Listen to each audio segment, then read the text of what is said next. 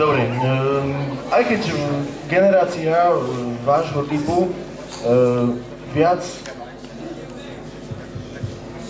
Ide.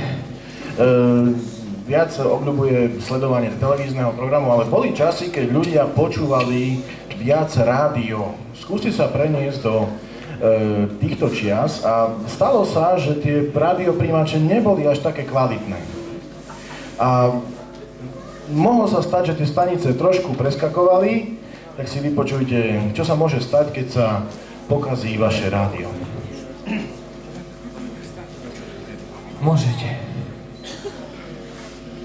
Pri rozhlasových prijímačoch teraz vítame všetkých priaznicov hokeja, pretože za niekoľko sekúnd začne medzištátne hokejové stretnutie medzi mužstvami Slovenska a Švédska. Budeme sledovať 40 minút o varení a pečení. Vzdelávací kurz o krmení a chove na našich družstva, ktorý vám predniesie Ďuro spolu s rozhodcom Dalbergom, ktorý zahájí hokejový zápas v hodením puku. To zavaramený, preto musíme zvoliť také miesto, aby sa nám nestalo, že vyceče močovka. Rovno do stredu ihriska, kde po druhom góle Švédov, ktorého stredcom je Johansson, ako sme už povedali, stredný útočník, ktorý po určitým čase začne priberať z návahy a tak ho po 3 mesiacoch dobre vykarmeného uložíme na vymastený pekáč, jeho kvalitu zvýšime zvukom sirény, ktorá oznámila koniec prvej tretiny zápasu Slovensko-Švédsko za stavu veľmi riedkeho, ktorý zahustíme krupicou, varíme na ohni asi 20 minút, do toho rozbijeme 4 vajíčka, dobre premiešame, spolu ešte povaríme, schladíme a dáme do chladničky, kde máme vymecený hnoj, ktorý keď zapadne slnko, polievame z močovku. Merkujeme pri tým na to, že by sme poradne polievali. 20 000 nadšene tlieskajúcich fanúšikov, ktorých takému aplauzu strhol brankár Lašar, keď sa vrhol na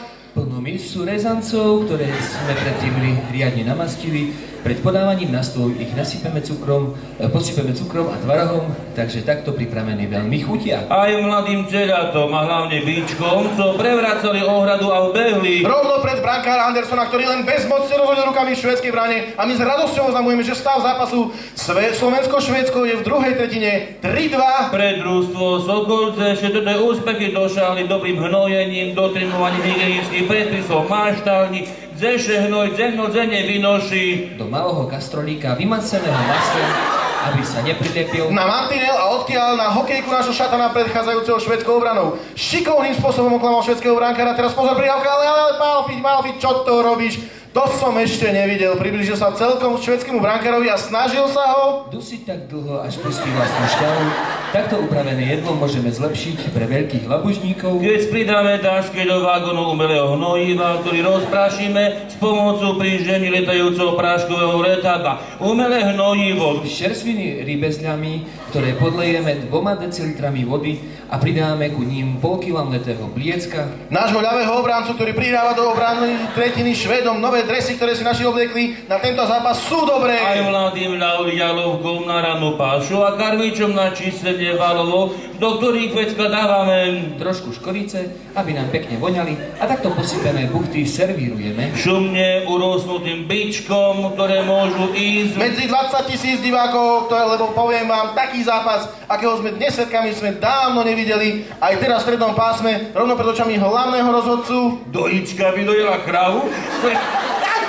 To je najlepšia dojnica v našom okreše a už na ňu útočí 5 Švédov a brankár Lašák má plné ruky pláce. No našťastie sa ozvala píšťalka červeného rozhodcu, takže z toho nič nebude. Šatan ešte vystrelil puk z našej obranej tretiny rovno do hotového pudinku, kde pridáme čerešňový kompót a ozdobíme ho šľahačkou. Potom vezmeme 1 alebo 2 tyčky, s ktorými prepcháme odpady, cože zapkávajú a močovka nemôže z maštálne odsekať. Nahromadiše je teda vedel, že do maštálny nemôžeme dostať ani rozhodcu, ktorý píska zakázané uvoľnenie. 15 minút pred koncom zápasu strieda útočný rad, ktorý cerpí zdúvaním. Za to musíme merkovať, že by želené karmio nebolo spárené. Tomu môžeme zabraniť tak, že pridáme za lyžičku sody bikarbóny a pozvoľna pečieme. Rozhodcu Dalberga, ktorý vhadzuje puk a ujíma sa ho vysoký chára. Milí poslucháči, je to pozoruhodný výkon na takého starého koňa, z ktorého už ústenice nemajú chasnú a za to ho dajú na mleté mäso potom použijeme na výrobu chutných klobás, ktoré dlhšie udíme.